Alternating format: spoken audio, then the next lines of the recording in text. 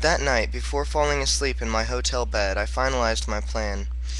It was a bad plan and I knew it, but I couldn't think of anything better.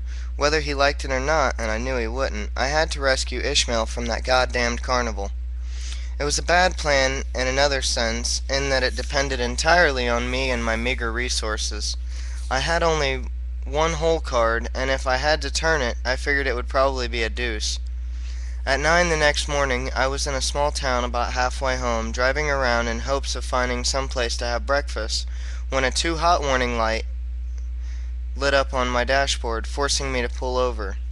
I popped the hood and checked the oil. Oil okay. Checked the water reservoir. Dry. No problem, a canny traveler, I carry extra water. I topped off the reservoir, got going again, and 2 minutes later watched the warning light blink back on. I made it to a filling station where the sign said mechanic on duty, but where no mechanic was on duty. Even so, the guy who was on duty knew 30 times as much as I do about cars and was willing to poke around a little. The radiator fan isn't working, he told me, after about 15 seconds. He showed it to me and explained that ordinarily it comes on when start and stop city driving makes the engine overheat. Could it be a blown fuse?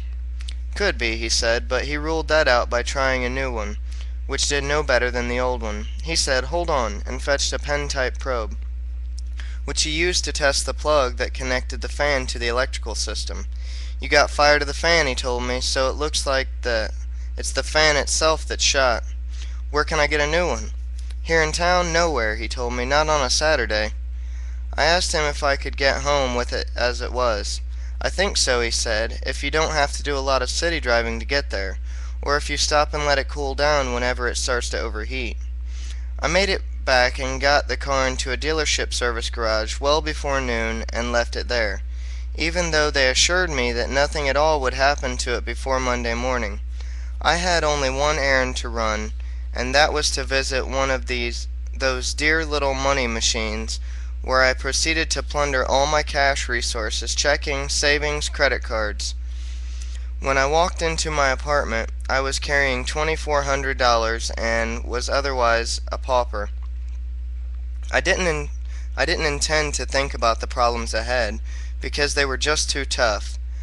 How do you get a half-ton gorilla out of a cage that he doesn't care to vacate? How do you get a half-ton gorilla into the back seat of a car that he doesn't care to ride in? Would a car with a half-ton gorilla in the back seat even function? As this indicates, I'm a one-step-at-a-time kind of guy, an improviser. Somehow or another, I would get Ishmael stashed in the back seat of my car, then I'd figure out what to do next.